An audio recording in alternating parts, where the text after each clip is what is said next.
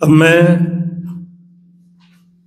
عربی زبان و ادب کی تعلیم، اہمیت اور طریقہ کار اور محاضرے کے لیے جامعہ ہزا کے ایک موقر استاذ جناب مولانا محمد ندیم صاحب ندوی، استاد تفسیر و حدیث جامعہ معین الدین چشتی کو بصد احترام دعوت دیتا ہوں، آپ تشریف لائیں اور عربی زبان و ادب کی تعلیم، اہمیت اور طریقہ کار پر محاضرہ فرمائیں۔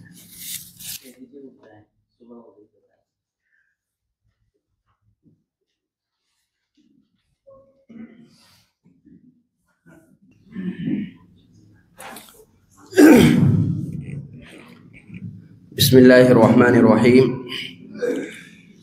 میرے محاضرے کا عنوان ہے عربی زبان و ادب کی تعلیم، اہمیت اور طریقہ تدریس۔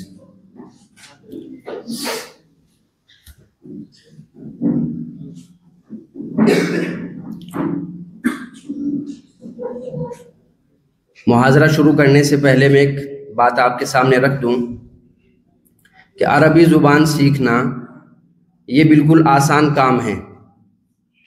ایک چھوٹا سا بچے سے لے کر کے کوئی بوڑھا اور کسی بھی عمر کا آدمی آسانی سے عربی زبان سیکھ سکتا ہے۔ یہی میرے اس محاضرے کا عنوان ہے۔ سب سے پہلے ہم دیکھتے ہیں کہ ادب کے لغوی معنی کیا ہیں۔ عربی زبان میں یہ لفظ دو افعال سے آتا ہے، ایک باب کرما سے آتا ہے، اس وقت اس کا معنی ہوتا ہے با ادب ہونا، با اخلاق ہونا۔ دوسرا یہ آتا ہے باب ضرابہ سے، اس وقت اس کا معنی ہوتا ہے بلانا، اور اسی سے ایک لفظ بنا ہے معدوبۃ دسترخوان۔ ادب زمانے کے اعتبار سے اور اپنے اصطلاحی معنی کے اعتبار سے مختلف معانی میں استعمال ہوتا رہا ہے۔ مثلا دور جاہلی میں، اسلام آنے سے پہلے، نبی کریم صلی اللہ علیہ وسلم کی بعثت سے پہلے، یہ لفظ کھانے کی طرف بلانے کے معنی میں استعمال ہوتا تھا۔ اس کا میں نے پیچھے ایک شعر ذکر بھی کیا ہے جو اسی معنی میں استعمال ہے، لا تر الآدب فینا یتنقر۔ یہاں پر آدب جو ہے کھانے کی طرف بلانے کے معنی میں ہے۔ دور جاہلی میں اسی معنی میں مستعمل تھا۔ دور اسلامی میں اخلاق حسنہ کے معنی اس کے اندر شامل ہو گئے۔ دور جاہلی کے معنی بھی شامل تھے، مزید اس میں اخلاق حسنہ کے معنی اس کے اندر آ گئے۔ عصر اموی کے اندر یہ مطلق علم سکھانے کے معنی میں استعمال ہونے لگا۔ خواہ کوئی قرآن و حدیث کا علم سیکھے، اشعار عرب کا علم سیکھے، اخبار عرب یا انصاب وغیرہ، انسان کوئی بھی علم سیکھتا تھا تو اس کو ادیب کہتے تھے۔ جو ادیب ہوتا تھا بمعنی معلم ہوا کرتا تھا۔ پھر عصر عباسی کے وسط میں اس جو علوم اوپر ذکر کیے گئے، قرآن و حدیث، اشعار عرب، اخبار عرب، انصاب، اس کے ساتھ ساتھ اس میں دوسرے علوم بھی شامل ہو گئے، اور اس وقت بھی یہ صرف مطلق تعلیم کے معنی میں استعمال ہوتا تھا۔ مثلا فلسفہ، طب، سیاسیات، علوم عربیہ وغیرہ، تو یہ سارے علوم اس کے اندر شامل ہو گئے۔ اور ادب جب ہم بولتے تھے لفظ ادب تو یہ سارے معانی اس کے اندر شامل ہوتے تھے۔ پھر دور جدید جو 1800 سے شروع ہوتا ہے، اس وقت سے پھر لٹریچر کے معنی میں استعمال ہونے لگا۔ ادب عربی کا مفہوم۔ اب ہم نے دیکھا کہ زمانے کے اعتبار سے اس کے الگ الگ تعریفیں کی گئی ہیں۔ چونکہ الگ الگ معنی میں استعمال ہوا تو اس کی تعریفیں بھی زمانے کے اعتبار سے الگ الگ رہی۔ مثلا جسے ایک تعریف یہ کی گئی ہے تعلم ریاضت النفس و محاسن الاخلاق، پھر آگے یہ تعریف کی گئی الادب و حفظ اشعار العرب و اخبارها والاخذ من كل علم بطرف۔ اسی طرح ایک یہ تعریف کی گئی ہے، اسی طرح ایک یہ تعریف کی گئی ہے، اور اسی طرح ایک یہ تعریف۔ ادب کی جامع ترین تعریف جو میں نے ہائی لائٹ کیا ہے، یہ تعریف ہے کہ ادب عقل انسانی کا ایک عمل اور فنون کلام کا ایک فن ہے۔ شعراء، خطبہ اور اہل قلم کا وہ کلام جس میں ایسی لطافت، ایسے لطیف خیالات اور پاکیزہ مضامین بیان کیے جائیں جس سے نفس کی اصلاح ہو، احساس و شعور میں لطافت اور زبان میں شائستگی پیدا ہو، تو یہ ادب کی جامع ترین تعریف ہے۔ عربی زبان کی تعلیم حاصل کرنے کے اغراض و مقاصد۔ عربی زبان حاصل کیوں کی جاتی ہے؟ اس کے مختلف مقاصد ہیں۔ مثلا اس کا ایک معاشرتی پہلو ہے، چونکہ عربی زبان جو ہے یہ مسلمانوں کی مشترکہ زبان ہے۔ اس کا استعمال مختلف عربی ممالک میں روزمرہ کی زندگی میں ہوتا ہے، تو ان کے ساتھ رابطہ رکھنے کے لیے، تعلق رکھنے کے لیے ہمیں ان کی زبان سیکھنے کی ضرورت پڑتی ہے۔ یہ اس کا معاشرتی پہلو ہے۔ اسی طرح اس کا دوسرا پہلو ہے دینی اہمیت. اس پر انشاءاللہ میں تفصیل میں اگلی سلائیڈ پر بات کروں گا. آگے دیکھیے اقتصادی اہمیت. چونکہ عربی زبان جو ہے یہ اقتصادی اہمیت بھی اس کی اقتصادی اہمیت بھی بڑھ چکی ہے موجودہ زمانے میں. چونکہ سعودی عرب، متحدہ عرب امارات، قطر اور خلیج ممالک میں جو لوگ جاتے ہیں، لوگ تجارت کرتے ہیں، تو انہیں اس زبان کو سیکھنے کی ضرورت پڑتی ہے تاکہ وہ لوگوں کے ساتھ اچھے سے رابطہ رکھ سکیں. اگلا پہلو ہے قومی اہمیت. عربی زبان چونکہ عرب ممالک کی مشترکہ زبان ہے، اس لیے اس کی قومی اہمیت بھی مسلم ہے. عالمی اہمیت. عربی زبان یہ چونکہ دنیا کی عالمی زبان میں شمار ہوتی ہے اور اقوام متحدہ کی سرکاری زبانوں میں بھی شامل ہے. یہ مختلف مقاصد ہو سکتے ہیں عربی زبان سیکھنے کے. عربی زبان کی تعلیمی اہمیت. دینی تعلیم. ہمارا سارا سرمایہ چونکہ عربی میں ہے، جیسے حدیث، قرآن، فقہ، تفسیر اور دیگر علوم اسلامی تمام کے تمام ہمارے اسی زبان میں موجود ہیں. اسی لیے ہمیں اس زبان کو دینی اہمیت کے طور پر سیکھنے کی ضرورت پڑتی ہے. اس کی ادبی اہمیت بھی ہے. ادبی اہمیت اس معنی کر ہے کہ چونکہ یہ اس میں عربی شاعری ہے، نثر ہے، فلسفہ ہے، تاریخ ہے اور قدیم زبانیں کی جو وراثت ہے، جو تراث ہے، وہ اسی زبان کے ذریعے ہم تک پہنچتی ہے. اسی طرح سائنس اور تحقیق کے میدان میں بھی موجودہ زمانے میں قرآن کریم عربی زبان جو ہے یہ بڑی اہمیت رکھتا ہے. جدید تحقیقات اور سائنسی نظریات کی نمائندگی اس زبان میں پیش کی گئی ہے. اسی طرح نظم و ضبط. نظم و ضبط کا بھی اس میں بڑا پہلو ہے. جو لوگ عربی زبان سیکھتے ہیں، چونکہ اس کے قواعد بڑے پیچیدہ ہیں، قواعد اور اصول بڑے پیچیدہ ہونے کی وجہ سے تو یہ جو لوگ اس کو سیکھتے ہیں تو ان میں نظم و ضبط بھی آ جاتا ہے. اسی طرح ذہنی نشو و نما بھی جو ہے عربی زبان چونکہ جملوں کی تراکیب، الفاظ کا مجموعہ بچوں کی ذہنی صلاحیت کو جو ہے یہ بڑھاتا ہے. اس میں طالب علم کی ذہنی صلاحیتیں بھی پروان چڑھتی ہیں. اسی طرح نظام تعلیم میں مؤثر ترقی. نظام تعلیم بھی جو ہے عربی زبان کی وجہ سے بڑا مؤثر ہو جاتا ہے اور اس کی جو ہے یہ مختصراً بات یہ ہے کہ مختصر طور پر عربی زبان نہ صرف دینی تعلیم کا ذریعہ ہے بلکہ اس میں تعلیمی اور تربیتی اہمیت بھی ہے جو فرد کی فکری، علمی اور ذاتی ترقی میں اہم کردار ادا کرتی ہے. دینی مدارس میں عربی زبان سکھانے کا مقصد کیا ہے؟ عربی مدارس میں عربی زبان سکھائی ہی کیوں جاتی ہے؟ نمبر 1، چونکہ ہماری اصل پونجی کتاب و سنت ہے اور مصادر عرب کی قیمت و اہمیت ہماری نگاہوں میں اسی وجہ سے ہے چونکہ ان کتابوں میں نزول قرآن کے عہد کی زبان و ادب محفوظ ہے جو کتاب و سنت کو سمجھنے میں ہمارے لیے معاون ہے. اس کے مطالعے سے ہمارے اندر فہم قرآن کا راستہ کھلتا ہے. اسی لیے مدرسے میں جو عربی زبان پڑھائی جاتی ہے اس کا اصل مقصد یہ ہوتا ہے کہ ہمارے اندر فہم قرآن پیدا ہو. دوسری چیز یہ ہے کہ شرعی علوم کی تفہیم و تشریح اور علوم شرعیہ کی واقفیت والے افراد تیار کرنا، اور وہ اسی وقت تیار ہو سکتے ہیں جب عربی زبان اچھے سے سکھائی جائے. تیسری ہے کہ زندگی کے متنوع معاملات میں شرعی رہنمائی کرنا، اور اس کے لیے بھی جو ہے طالب علم کو، ایک متعلم اور معلم کو عربی زبان سیکھنے کی ضرورت پڑتی ہے. عربی ادب کی اہمیت قرآن اور ارباب علم کی نظر میں. جیسے قرآن کریم میں 10 مقامات پر یہ بات کہی گئی ہے، قرآن عربی لعلکم تعقلون. قرآن کریم کو سمجھنے کے اعتبار سے اگر آپ کو قرآن کریم سمجھنا ہے تو اس کے لیے آپ کو عربی زبان آپ کو بہتر سے بہتر آنی چاہیے. دوسری چیز یہ عبداللہ بن مسلم بن قتیبہ کا قول ہے کہ جو آدمی عالم بننا چاہے تو وہ کسی ایک فن میں کمال پیدا کر لے، لیکن جو ادیب بننا چاہے اسے مختلف علوم و فنون سے واقفیت حاصل کرنی ہوگی. اسی طرح عبداللہ بن مبارک کا مشہور قول ہے کہ انہوں نے علم حدیث حاصل کرنے کے لیے 40,000 درہم خرچ کیے تھے، اور علم ادب، عربی ادب کا علم حاصل کرنے کے لیے انہوں نے 60,000 درہم خرچ کیے. تو یہاں پر دیکھیں ایک محدث نے زیادہ خرچہ جو ہے وہ علم ادب سیکھنے پر خرچ کیا نہ کہ حدیث پر. چونکہ اگر آپ علم ادب کو صحیح نہیں سیکھیں گے تو پھر کیا ہوگا، وہ اگلا مسئلہ دیکھیے. یہ ابو الزناد کہتے ہیں کہ مشرق میں جتنے بھی زندیق ہوئے، ملحد ہوئے، جتنے لوگ گمراہ ہوئے، وہ اس وجہ سے ہوئے چونکہ کلام عرب سے ان کے اندر کلام عرب سے واقفیت نہیں تھی.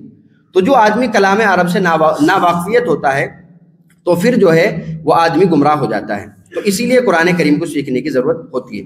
عربی زبان جس کی اچھی ہوتی ہے اس کو قرآن کریم اور احادیث میں نئے معنی کے دریافت کرنا آسان ہوتا ہے۔ جیسے مثال کے طور پر مولانا ابوالحسن صاحب سید سلیمان ندوی رحمۃ اللہ علیہ کے بارے میں لکھتے ہیں، میں نے ہائی لائٹ کیا ہے، مجھے ہندوستان ہی میں نہیں بلکہ تمام بر اعظم میں بھی ایسا کوئی شخص نہیں ملا جس کا مطالعہ قرآن اتنا وسیع اور عمیق ہو، اور اس غیر مطالعے کی وجہ یہ تھی کہ چونکہ سید صاحب عربی زبان و ادب اور بلاغت اور اعجاز قرآنی کا مطالعہ ان کا بہت وسیع اور عمیق تھا، اس وجہ سے وہ قرآن کریم سے نئے معنی دریافت کر لیتے تھے۔ اسی طرح جیسے مولانا ابوالحسن ندوی نے خود وَمِنَ النَّاسِ مَن يَشْتَرِي لَهْوَ الْحَدِيث قرآنی افادات صفحہ نمبر 444 پر انہوں نے لہو الحدیث پر جو تفصیلی بحث کی ہے، انہوں نے یہ ثابت کیا ہے کہ قرآن کریم سے نئے نئے معنی جو ہے عربی زبان کی مدد سے آپ قرآن کریم میں نئے معنی کیسے ثابت کر سکتے ہیں۔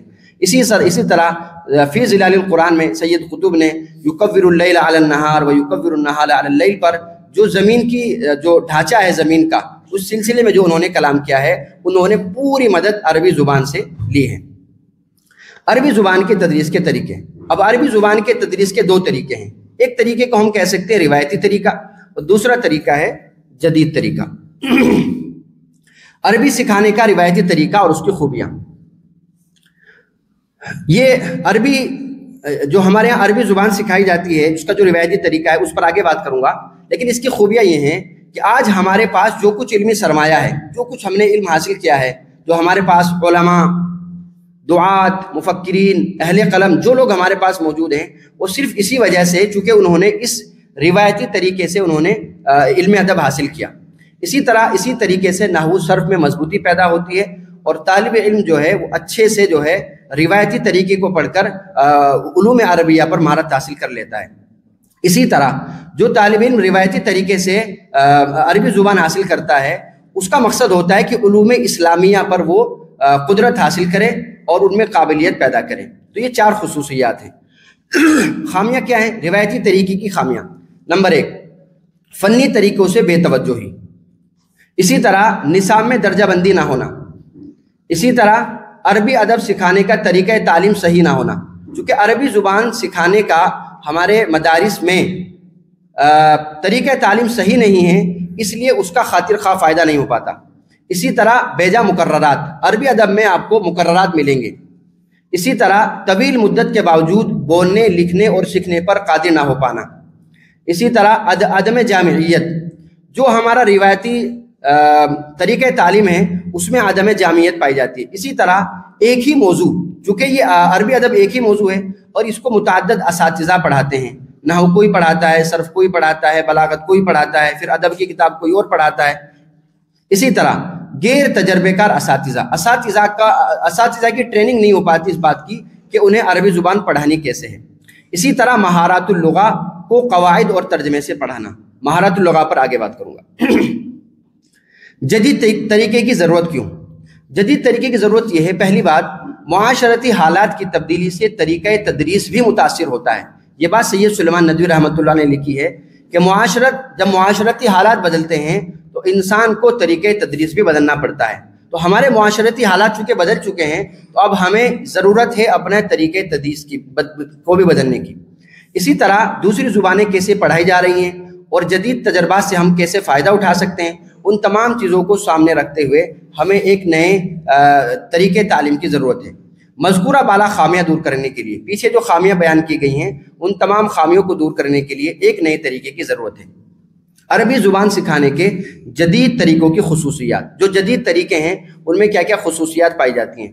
نمبر 1 ٹیکنالوجی کا استعمال، نمبر 2 حقائق اور تجربات پر مبنی، نمبر 3 لسانیات اور علوم اسلامیہ کو الگ الگ کیا۔ پہلے صرف عربی زبان سکھائی جاتی ہے اور اس کے بعد علوم اسلامیہ عربی زبان میں سکھائے جاتے ہیں۔ اسی طرح علم سیکھنا آسان کیا، جدید طریقے سے عربی زبان سیکھنا آسان ہے۔ جیسے میں نے شروع میں ہی کہا تھا کہ اگر عربی زبان سکھانے کا طریقہ صحیح ہو تو ہر آدمی کے لیے عربی زبان سیکھنا آسان ہے۔ اسی طرح پہلے فنکشنل عربی سکھائی جاتی ہے اور اس کے بعد ہماری جو تراث والی عربی ہے وہ سکھائی جاتی ہے۔ فنکشنل عربی سکھانے والے چند ادارے اور ان کا نصاب، یہ نصاب ہے، ان کی کتابیں ہیں۔ اس میں میں نے وہ 10 ادارے اور 10 نصاب منتخب کیے ہیں جو عربی سے عربی میں سکھاتے ہیں، عربی سے عربی۔ جیسے مثلا دیکھیے الحوارات المفیدہ للصغار، الکتاب الاساسی، الممتاز، المحادثۃ العربیہ، لغت المسلم، اساس اللغۃ العربیہ، دروس اللغت العربیہ، یہ ایک کتاب اور آگے آئے گی بھی. اس کتاب میں تمرین کے لیے انگلش کے جملے استعمال کیے گئے، انہوں نے انگریزی ورڈ یوز کیے ہیں وہاں پر، باقی پوری کتاب عربی میں ہے. اسی طرح اللغت العربیہ الوظیفیہ اور جو ہے یہ مدینہ عربک ریڈر، انہوں نے بھی پوری کتاب عربی میں ہیں، سوائے ان جملوں کے جہاں پر وہ تمرین حل کراتے ہیں، صرف وہاں پر یہ انگلش ورڈ یوز کرتے ہیں. ایک کتاب ہے العربیہ بین یدیک، یہ اہم کتاب ہے جس پر میں آگے چل کے بات کروں گا. اجنبی زبان سکھانے کے طریقے. اجنبی زبان سکھانے کے کون کون سے طریقے ہو سکتے ہیں؟ نمبر 1 طریقہ ہے طریقۃ القواعد والترجمہ، یعنی گرامر اور گرامر کی مشق. گرامر سکھایا جاتا ہے، جیسے اسم اسے کہتے ہیں، فعل اسے کہتے ہیں، حرف اسے کہتے ہیں. پہلے قاعدہ بتایا جائے گا، اس کے بعد مثالیں، اور اس کے مطابق پھر گرامر کے مطابق مشقیں کرائی جاتی ہیں. اسی طرح دوسرا طریقہ ہے الطریقۃ المباشرہ. اس میں ہوتا یہ ہے کہ دوسری زبان کا سہارا لیے بغیر، اس میں ترجمہ نہیں کرایا جاتا، طالب علم کو مفردات یاد کرائے جاتے ہیں دوسرے ذرائع سے. چلا جائے اور وہاں اہل زبان سے بات چیت کرے، یہ بھی ایک طریقہ ہوتا ہے زبان سیکھنے کا. اور ایک آخری طریقہ ہے الطریقۃ الانتفاعیہ. اس کا مطلب یہ کہ ضرورت کے مطابق اوپر والے تمام جو طریقے ہیں چاروں، ان میں سے ضرورت کے مطابق آدمی ہر ایک کو استعمال کرے، جس کی جہاں پر ضرورت ہو، جو اس کی خوبیاں ہیں خوبیوں کو لیتے ہوئے ان کی خامیوں کو چھوڑتے ہوئے آدمی ان پر عمل کرے. میں نے بتایا تھا آپ کو ہم مہارت اللغہ پر بات کریں گے. مہارت اللغہ کیا ہے؟ زبان کی مہارت ہے. اس میں 4 چیزیں آتی ہیں. پہلی چیز استماع. استماع کا مطلب ہے کہ متکلم کی گفتگو سن کر سمجھنے کی قدرت. متکلم جو بات کر رہا ہے آپ اس کی بات سنیں اور اس کی بات سن کر آپ کو سمجھ میں آ جائے کہ اس نے مجھے کیا کہا. اسی طرح کلام، گفتگو پر قدرت، کہ آپ اجنبی زبان میں جو بھی آپ زبان سیکھنا چاہتے ہیں اس زبان میں آپ اپنی معافی ضمیر کو ادا کر سکیں، اپنی بات سامنے والے کے مخاطب کے سامنے رکھ سکیں. اسی طرح قرات، تحریر کو پڑھنے اور سمجھنے کی قدرت. تحریر آپ لکھ بھی سکیں، آپ تحریر کو پڑھ بھی سکیں اور اس کو آپ سمجھ بھی سکیں. اسی طرح کتابت، کہ لکھنے کی صلاحیت، اجنبی زبان میں آپ جو بھی آپ کو لکھنا ہے معافی ضمیر کو آپ لکھ کر کے ادا کر سکیں. اب ان تمام کے کچھ مثبت پہلو ہیں.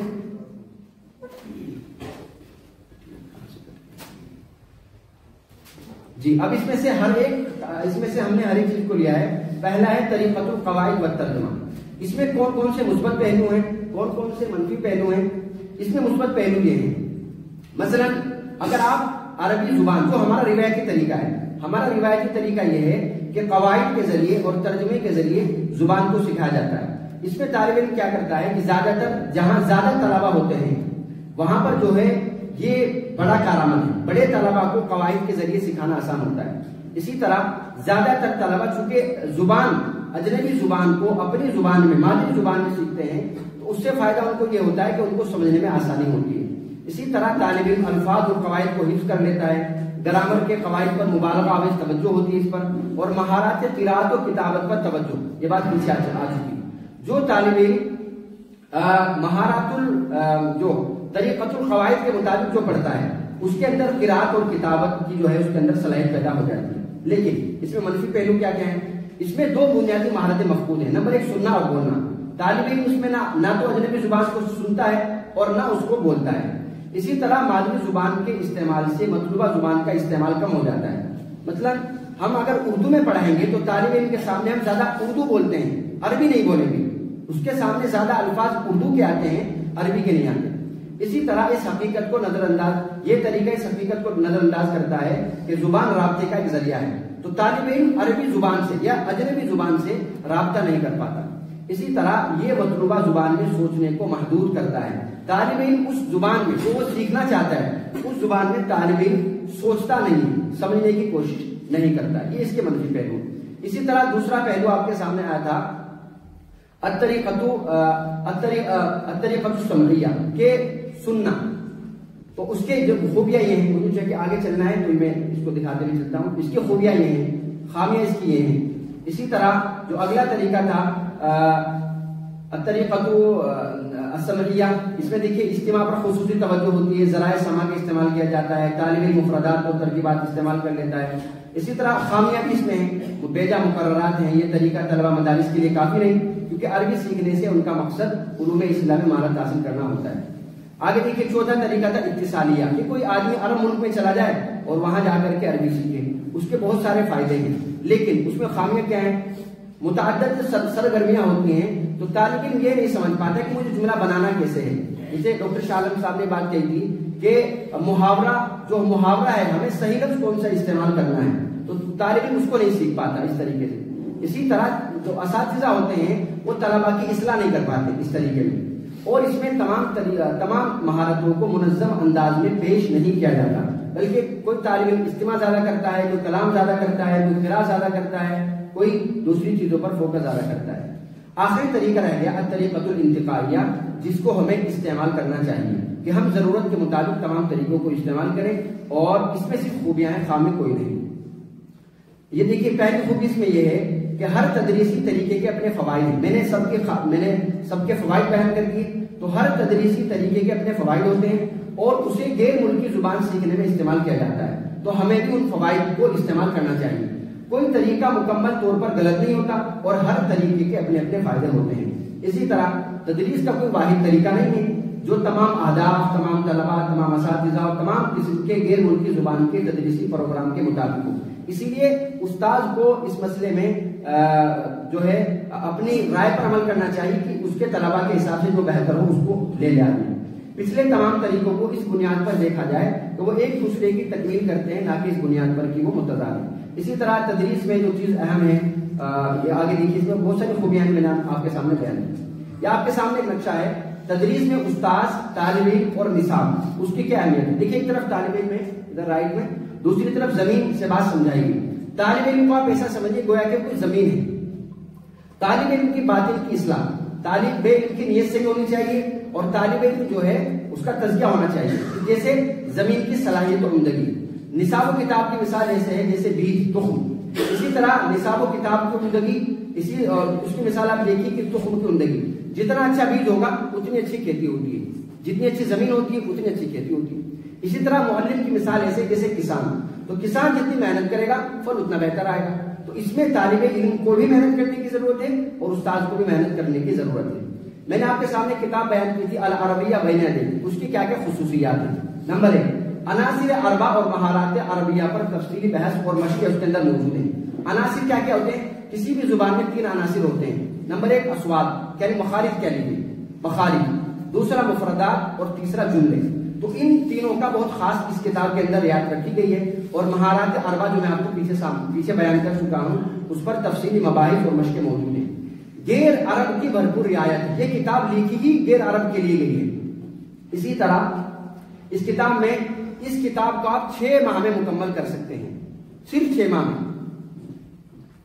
اسی طرح اس کے بعد 6 ماہ کے بعد آپ تمام علوم عربیہ پڑھیں، قرآن پڑھیں، حدیث پڑھیں، تفسیر پڑھیں، شروحات حدیث پڑھیں، فقہ پڑھیں، کوئی بھی پڑھیں، آپ تمام چیزیں عربی زبان میں پڑھ سکتے ہیں، کوئی بھی آدمی. اسی طرح ادارے کی جانب سے بھرپور رہنمائی کی جاتی ہے. وہ لوگ اتنا خیال رکھتے ہیں کہ اپنے لوگوں کو یہاں بھیجتے ہیں سعودیہ سے، اور یہاں پر ٹریننگ کراتے ہیں اور مستقل رابطے میں رہتے ہیں. ہم لوگوں نے چونکہ ان سے رابطہ کیا تو انہوں نے باقاعدہ ہمیں کہ کس دن آپ کو کون سا نصاب، کون سا درس آپ کو کس دن پڑھانا ہے، تو انہوں نے ساری تفصیلات ہمارے سامنے رکھی. اسی طرح دیکھیے دلیل المعلم، استاد کو کیسے پڑھانا ہے، ہر درس کے بارے میں استاد کیسے پڑھائے گا اس کی پوری رہنمائی کی جاتی ہے. اس ادارے نے اجنبی زبان پر باقاعدہ کام کیا، تب جا کر نصاب مرتب کیا، اساتذہ کی ٹریننگ. اسی طرح یہ کتاب آپ کے لیے کافی ہوگی، یہ بھی اس کی خصوصیت ہے. اسی طرح مبتدی کا بھی خیال رکھا ہے، متوسط کا بھی خیال رکھا ہے، اور منتہی کا بھی انہوں نے پورا خیال رکھا ہے. اب بس آخر میں ایک نمونہ پیش کر دیتا ہوں اس کتاب سے تاکہ ہمارے سامنے پوری بات آ جائے.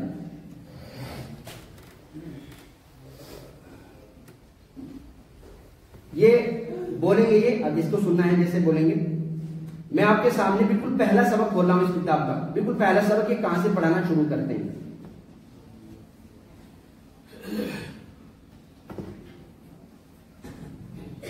الوحدة الأولى التحية والتعارف. الدرس الأول الحوار الأول. ألف انظر واستمع. السلام عليكم. وعليكم السلام. جی ایک دفعہ جو ہے یہ سناتے ہیں کہ آپ کو بولنا کیسے ہے، دوبارہ پھر پریکٹس کراتے ہیں، جیسے یہ آپ کے سامنے دو مرد آپس میں باتیں کر رہے ہیں، یہاں پر دو مرد آپس میں بات کرنے والے، یہ بالکل پہلا صفحہ ہے اس کتاب کا، الدرس الاول لکھا ہے آپ کے سامنے، الواجب۔ آگے دیکھیے، اسی طرح پریکٹس کراتے ہیں خواتین کی، خواتین کیسے بات کریں گی، کیونکہ زمانہ کا فرق پڑ جاتا ہے، اس کا بھی پورا خیال رکھتے ہیں۔ السلام علیکم وعلیکم السلام، اسمی خولہ، ما اسمک؟ اسی طرح ہر حوار کے بعد، ہر درس کے بعد مفردات سناتے ہیں، جیسے مدرس یہ ہے، طالبۃ یہ ہے، طبیبۃ یہ ہے، مہندس یہ ہے، اس طرح کی ساری چیزیں یہ طالب علم کو سکھاتے ہیں۔ یہ بالکل پہلا سبق چل رہا ہے۔ اسی طرح آگے دیکھیے، مزید کچھ پہلے سبق سے ہی انہوں نے مزید کچھ مفردات یاد کرا دیتے ہیں۔ الدرس الرابع مفردات إضافية. العرض انظر واستمع وأعد.